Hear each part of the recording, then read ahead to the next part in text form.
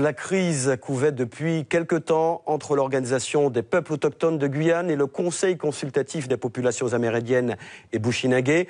Elle s'étale désormais au grand jour avec la décision de la présidente de l'ONAG, Florentine Édouard, de refuser d'assumer la cohabitation entre les deux populations au sein du Conseil consultatif. Une position que dénonce le chef coutumier Joseph Athéni. Les précisions de Thierry Merlin et Abel Parnasse. C'est un courrier du 14 décembre dernier signé de la coordinatrice de l'ONAG qui semble mettre à mal la légitimité du Conseil consultatif des populations amérindiennes et bushinangés. Florentine Édouard parle d'une crise qui impose une réflexion sur le système coutumier entre les peuples amérindiens et bushinangés.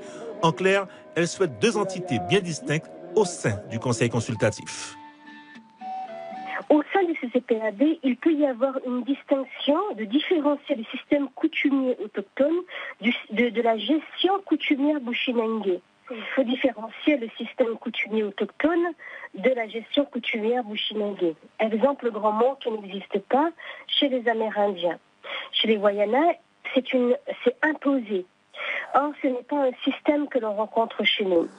Une réaction de l'ONAG qui surprend le chef coutumier bushinangé Joseph Athéni, pour qui le CCPAB joue pleinement son rôle.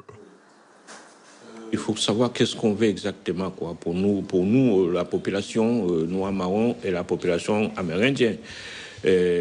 Si on a commencé quelque chose qu'on avait souhaité, tout le monde a demandé qu'il y a un conseil qui pouvait défendre le droit coutumier des bushinangés et des Amérindiens. Moi, je crois que c'est un débit. Il faut quand même qu'on reste solidaires, travailler ensemble.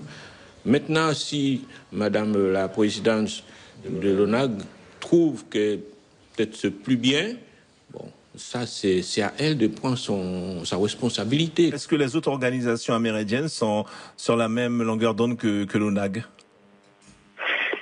Écoutez, c'est le point de vue de l'ONAG.